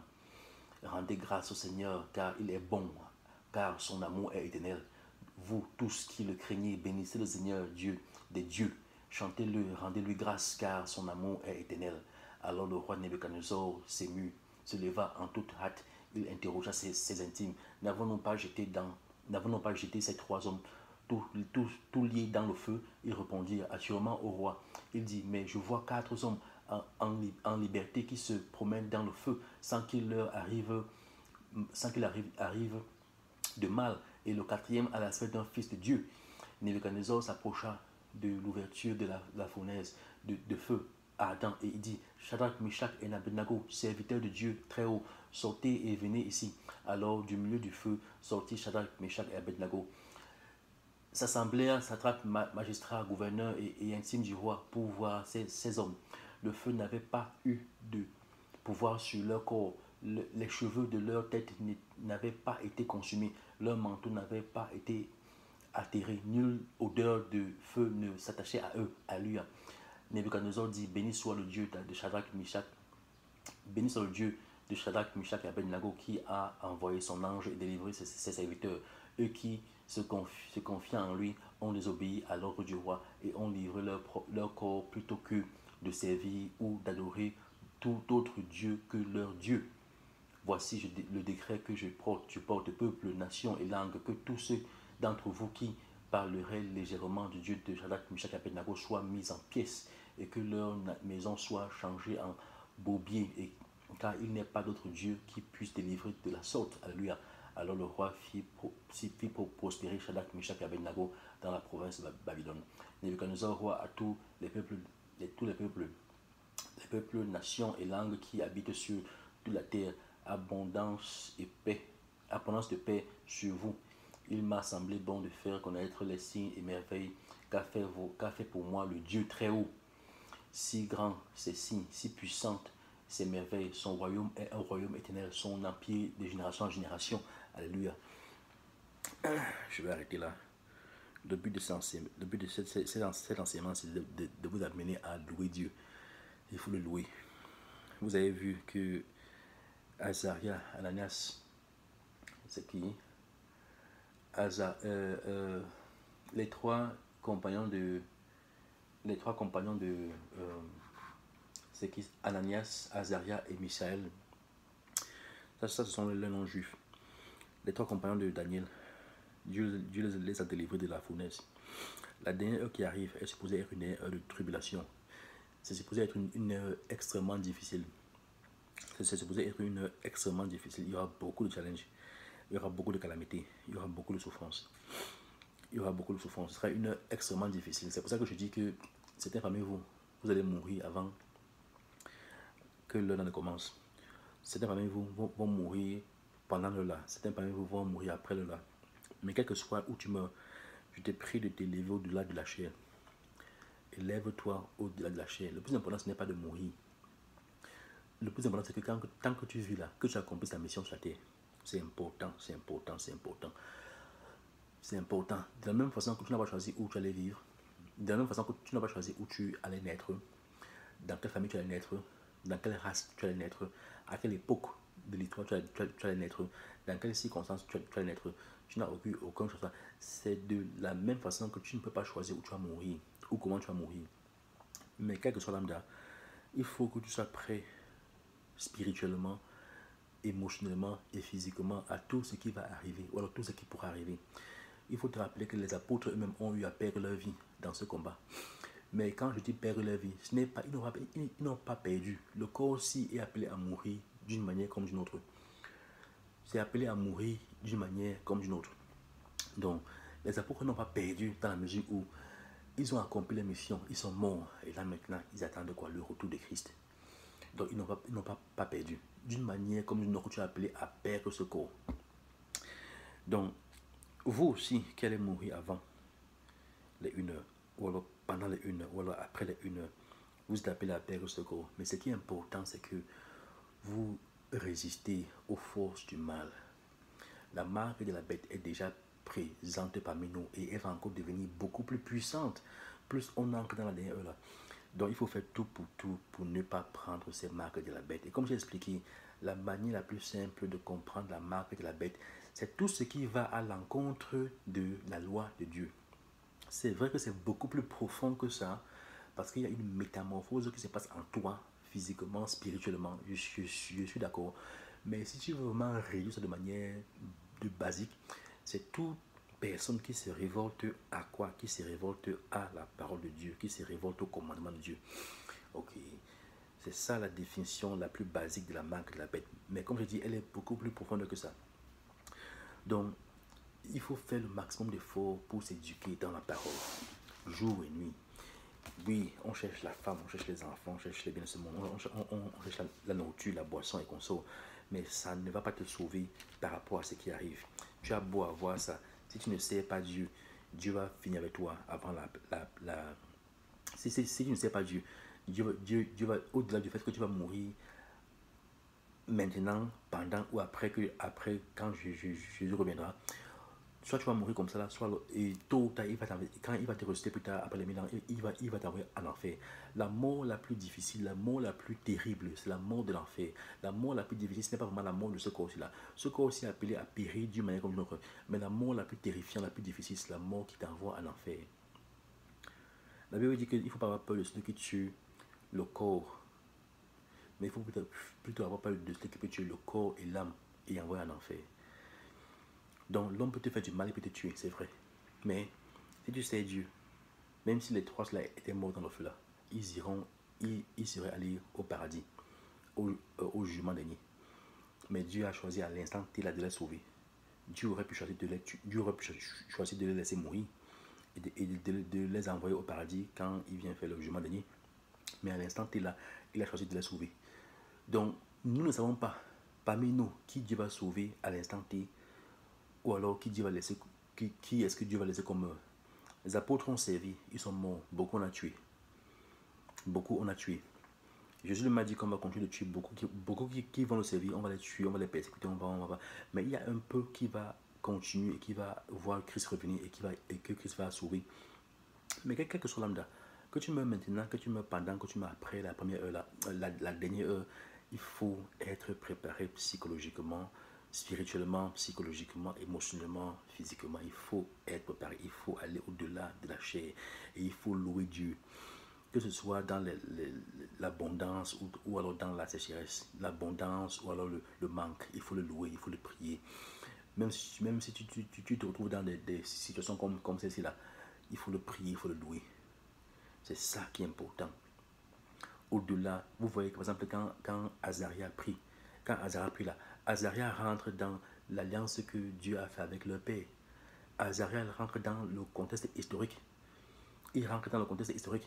Non seulement ça, il rentre encore dans le contexte prophétique parce qu'il sait que Dieu a promis à Abraham, Isaac et Jacob qu'il va leur garder une prospérité. Non seulement ça encore, il prie encore contre les ennemis là, que les ennemis là, malgré que les ennemis là ont le pouvoir sur domine sur eux et Israël est le dernier des derniers dans ce monde-ci là. Il prie que ces ennemis là tombent. Non seulement ça, il prie aussi que Dieu les protège et Dieu les ramène à la postérité qu'il a promis à Abraham, Isaac et Jacob.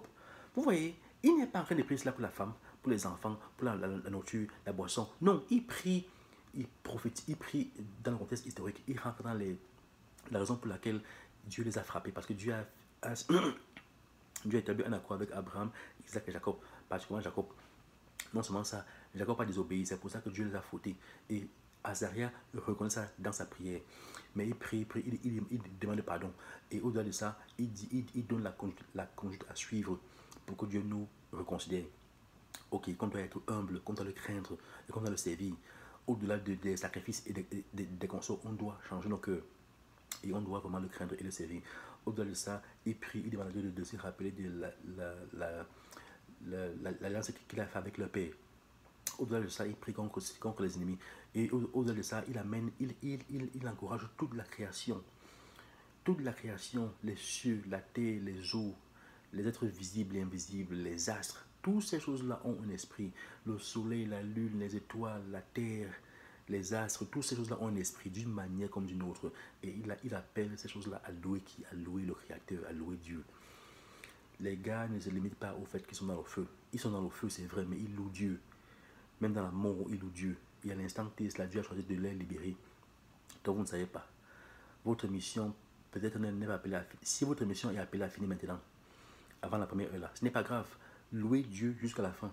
Si votre mission est appelée à finir pendant la première heure là, louez Dieu jusqu'à ce que votre heure arrive. Si votre mission est appelée à aller au-delà de la première heure, louez-le. Dans l'abondance comme dans le manque, louez-le. Et non seulement louez-le avec la bouche, mais accrochez-vous à sa parole et vivez sa parole. La Bible dit que le diable est descendu, la Bible dit que le diable est descendu sur terre avec la rage pour persécuter les enfants de la femme, particulièrement les enfants d'Israël, qui vont s'accrocher au commandement de Dieu et au testament de Christ. Vous voyez? Et Dieu dit qu'on doit louer en vérité et en esprit, mais il faut connaître la vérité. Mais c'est une vérité qui va au-delà de manger, boire, se multiplier. Il faut. Donc l'enseignement que je voulais faire aujourd'hui, c'est quoi? C'est premièrement sur la louange. Vous voyez comment est-ce que, ici, là, ça c'est une louange que Azaria a fait à Dieu. Et ce n'est pas seulement ça, il y a plein d'autres louanges comme ça dans la Bible, particulièrement dans le livre des psaumes. Il y a beaucoup comme ça où les gars louent Dieu.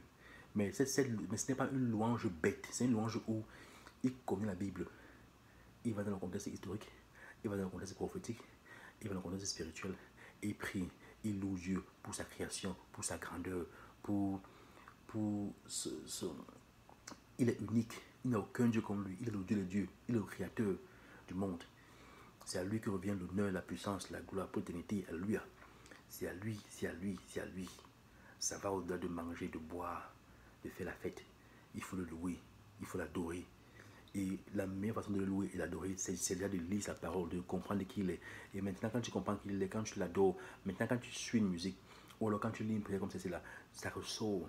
Ça a beaucoup plus de puissance. Et Dieu adore, et Dieu aime quand ses enfants, ses serviteurs le louent. Il adore. C'est comme ça. C'est important. La mort la plus terrible, ce n'est pas la perte de ce corps. La mort la plus terrible, c'est l'enfer. C'est l'enfer. C'est pour ça que je vous dis que prenez aujourd'hui ce jour particulier pour louer Dieu. Louez-le, adorez-le. Prosternez-vous devant lui. Mettez vos genoux devant lui. Prosternez-vous devant lui et priez-le. Priez Dieu chaque jour. Maintenant que la prière soit pour vous comme l'eau que vous buvez. Et que votre prière aille au-delà de manger, de boire. Priez pour vous, votre famille, vos amis. Priez pour le peuple camerounais. Pour vous qui êtes Camerounais, priez pour le peuple camerounais. Pour vous qui êtes Ivoiriens, Togolais, priez pour votre peuple. Au-delà de ça, il faut aussi reconnaître que nous sommes les enfants d'Israël. Et les enfants d'Israël ne sont pas seulement au Cameroun, au Togo, ou alors en Amérique. Priez pour tous les enfants d'Israël qui sont répartis dans le monde entier, particulièrement ceux qui le cherchent. Ceux qui ne le cherchent pas, priez qu'ils se convertissent avant le temps. Et que ceux qui le cherchent soient forts et entrent en profondeur dans la recherche de Dieu. Et qu'ils aillent au-delà de manger, boire, dormir. Et que priez pour votre peuple. Priez pour eux, c'est ça qui est plus important. La Bible dit que notre Père qui est aux cieux, quand on dit notre Père, ce n'est pas comme mon Père, moi seul, c'est notre Père. Que ton règne vienne. Comment son règne viendra? Son règne viendra par la guerre, par le feu, par la tribulation. Son règne ne viendra pas par manger, boire, dormir. Au contraire, la plupart des gens qui vont manger, boire, dormir, et c'est tout ce qu'ils vont faire, ils ne vont rien comprendre. Donc il faut que votre prière aille au-delà de manger, boire, dormir. C'est important, c'est important, c'est important. Donc je vous exhorte aujourd'hui à aller dans la prière, la gloire, la louange du Seigneur Jésus-Christ et de son Père, Dieu le Père Tout-Puissant. Louez-le, vénérez-le, adorez-le, servez-le. Dans l'abondance comme dans le manque. C'est important, c'est important, c'est important. C'est très important. C'est très important. Je vous encourage à écouter les musiques religieuses. Je vous encourage. Il faut louer le Seigneur jour et nuit. On se plaint, on se plaint, on se plaint souvent, mais on oublie ce que Dieu a fait pour nous. On oublie. Par exemple, ici, là, je vais prendre un psaume, vite fait.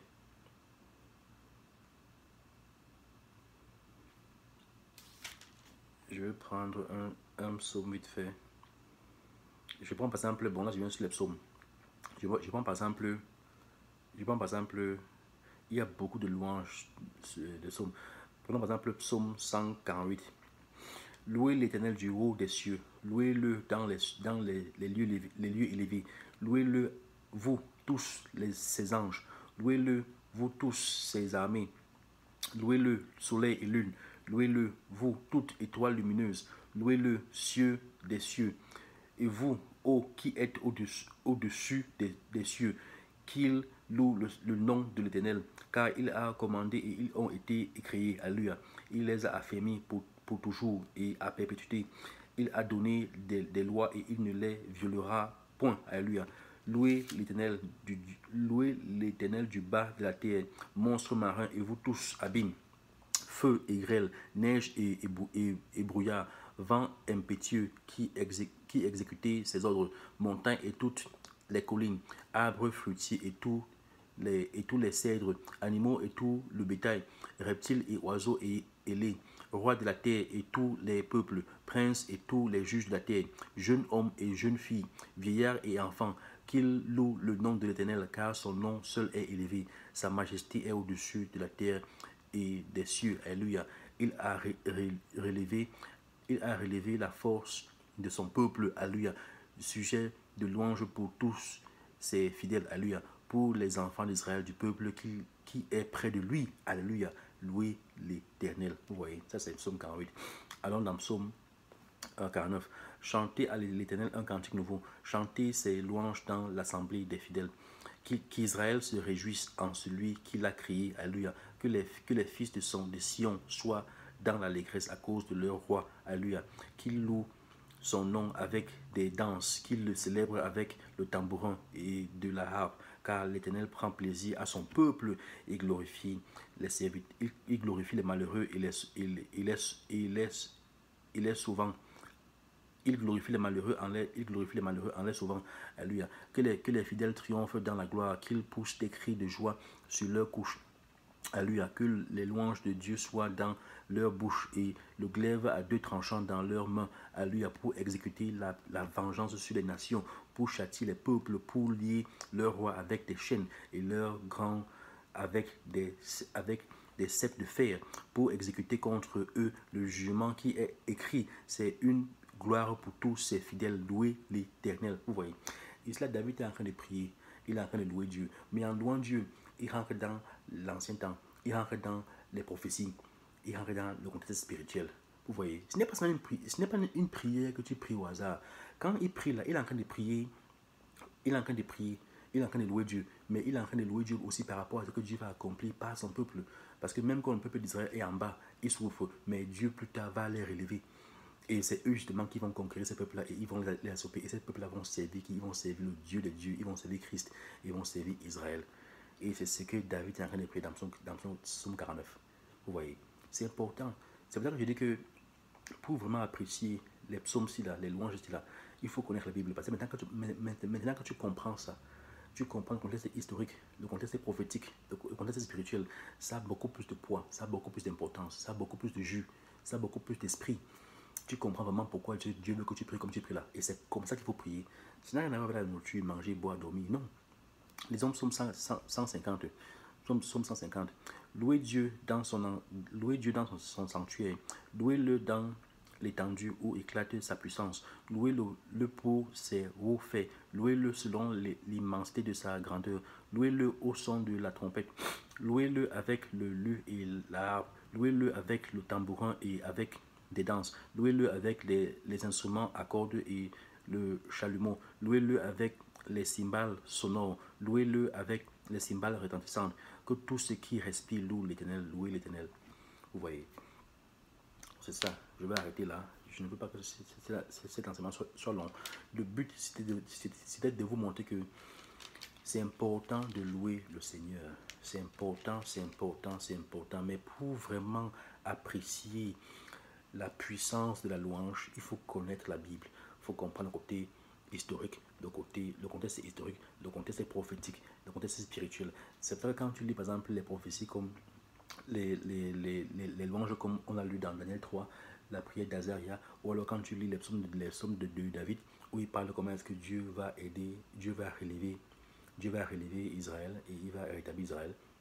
David aussi a des prières. Par exemple, quand vous lisez psaume 149, je ne sais pas quel psaume 119, David aussi a beaucoup de psaumes comme ça où il parle comment est-ce que Dieu a choisi leur père, mais les enfants d'Israël ont les obéi et Dieu a fauté, mais que Dieu va les relever. Et ils vont dominer sur les peuples de la terre. Et Dieu sera le Dieu des dieux. Vous voyez. David aussi a des psaumes comme ça qu'il dit dans Donc ce sont des prières, mais ce ne sont pas des prières au hasard. Ce sont des prières qui considèrent un contexte historique, un contexte prophétique et un contexte spirituel. Et ce sont les prières-là que Dieu veut justement compris. Donc quand vous priez notre Père là, c'est ça que vous avez de prier. Parce que vous demandez que son règne vienne, que sa volonté soit faite sur la terre comme au ciel. Sa volonté, c'est que son premier-né Israël reprenne sa place qu'il lui a promis à Abraham, Isaac et Jacob. Mais ce n'est pas reprendre la place dans les péchés, dans la condition qu'Israël avait dans le passé. Non, c'est de prendre sa place en se repentant, en obéissant à Dieu, en le craignant et en gardant ses commandements et le testament de Christ, et en le servant. Et le peu d'enfants d'Israël qu'il va prendre, c'est eux qui va ramener à Israël. Vous voyez, il a promis une postérité à qui? À Abraham, Isaac et Jacob, et sa prophétie va s'accomplir. C'est ça. C'est ça, c'est ça, c'est ça. Donc, quand il dit là qu'il va rétablir l'ordre sur la terre, il va enlever le péché, il va détruire tout l'ordre mondial que vous voyez actuellement là. L'état du monde actuel là, il va devoir racler tout ça. Et tous ces peuples-là vont servir, qui vont servir Israël. Ils vont servir le Dieu d'Abraham, Isaac, Jacob. Ils vont servir Jésus-Christ qui sera son représentant sur la terre. Ils vont servir le peuple d'Israël. Et le peuple d'Israël particulièrement sera le peuple qui sera proche de Dieu, qui sera le sang de Dieu, qui sera les frères de Dieu sur la terre.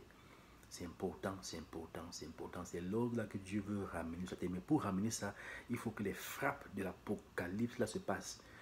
Et beaucoup parmi nous, il y a des gens qui vont mourir. Il y a des gens qui sont morts. Il y a des gens qui vont mourir pendant la première heure. Il y a des gens qui sont morts, beaucoup sont morts avant la dernière heure. D'autres vont mourir pendant la dernière heure là. D'autres vont mourir après. Mais quelqu'un que soit lambda, on a appelé à faire le travail qu'on a fait. Il a accompli ça. La mort la plus difficile, ce n'est pas la mort physique qu'on meurt actuellement là, mais c'est la mort de l'enfer. Donc mieux vaut tu meurs dans ce système-ci là, parce que tu as servi Dieu, le Dieu d'Abraham, Isaac et Jacob, ou alors au lieu de mourir en enfer, au lieu de servir le maître de ce monde qui est Satan et mourir en enfer avec lui. Donc pas du tout. Donc c'est très important. Donc je vais arrêter là. Je vous exhorte à prier. Vous avez lu, j'ai lu quelques 2 ou 3 chapitres de psaumes de David et c'est plus ou moins similaire aux prières d'Azaria. Mais je vous ramène dans le contexte historique, prophétique et spirituel. Mais le but de cet enseignement, c'est aussi de vous ramener dans la louange. Il faut louer Dieu. Il faut louer Dieu, il faut louer Dieu. Si vous connaissez des bonnes musiques religieuses en ligne, téléchargez, écoutez. Il faut écouter ça dans la semaine. Passez le temps à écouter. Moi, parfois, ce que je fais, c'est que parfois, par exemple, j'essaie de faire le sport même 1 ou 2 fois dans la semaine. Et quand je fais le sport, je mets mes écouteurs et j'aime ma musique religieuse. C'est un moyen parfait de faire le sport, mais pour profiter aussi pour louer le Seigneur. Parfois, quand je n'est pas au boulot, je suis en route, je peux mettre mes écouteurs et suivre une vidéo d'un frère en Christ aussi qui enseigne. Au-delà de ça aussi, moi aussi, je sais que je dois enseigner. Et Dieu m'inspire sur chaque sujet sur lequel je dois enseigner au fur et à mesure. Et je continue à faire mes recherches. Ce qui fait qu'à force de faire tout ce travail-là, Dieu maintenant t'amène à apprécier ce genre de prière, à en profondeur, comprendre vraiment ce qu'il a fait dire. C'est important, c'est important, c'est important. Donc je vais vous laisser. Je prie que cet enseignement vous trouve dans la paix et que vous profitez du sabbat que Dieu nous a donné aujourd'hui. Donc reposez-vous, écoutez ces vidéos, étudiez et partagez-la. Ok, mes frères, bon sabbat, la paix du Christ. Merci, bye.